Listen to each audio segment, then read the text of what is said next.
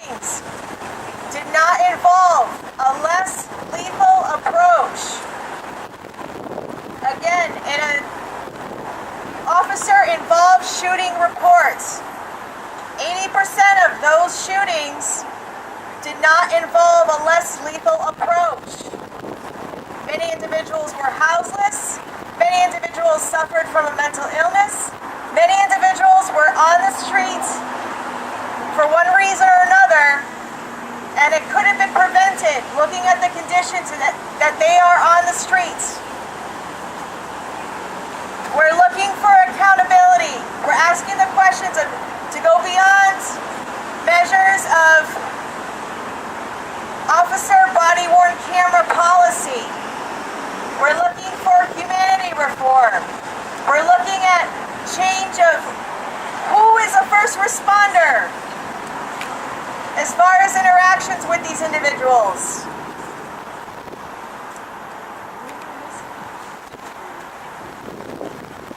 We need civilian oversight.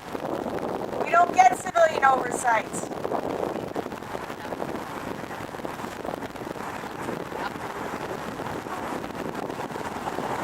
For anyone to be murdered by an officer who they say is to serve and protect should not be part of the equation. They have tasers, they have pepper spray, they have other means to de-escalate the situation without using a gun. This cop did not only turn his camera on, but there were also witness statements to show that he had other options besides using a gun to kill in order to supposedly de-escalate the situation. Mental health care isn't a gun. Oh. Right? Mental health care is not a gun. Prisons and policing have changed the dialogue as far as how we treat those who are mentally ill, how we treat veterans, how we treat asylum-seeking individuals that come to the United States.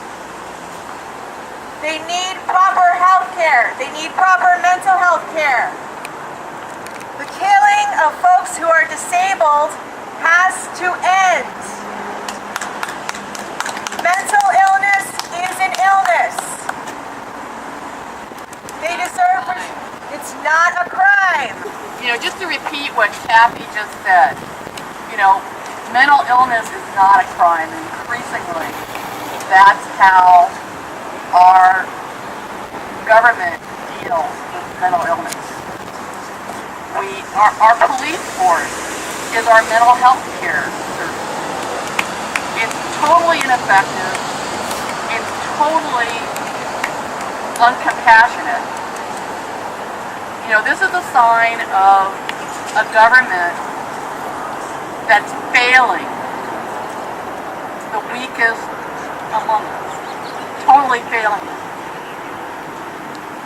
So, we're here for Fridoon, an Afghani refugee who was probably damaged once before by our government, by the war that we waged there in his homeland. And now it's been killed, probably because of the damage that was done to him. So this is an extreme failure on our government's part, on two levels.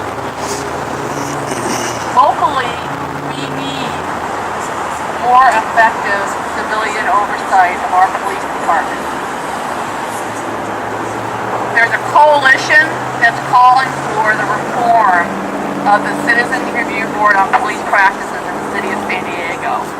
We're going to be on the agenda for the City Council Charter Review Committee on June 11th to consider our reform proposal. And all we're asking is that the city adopt the county's model for its law enforcement review board and have independent investigators have subpoena power, and actually have, a record of the complaints that are filed against its law enforcement. The city review board has none of that. It completely relies on internal affairs for its investigation of complaints against police officers.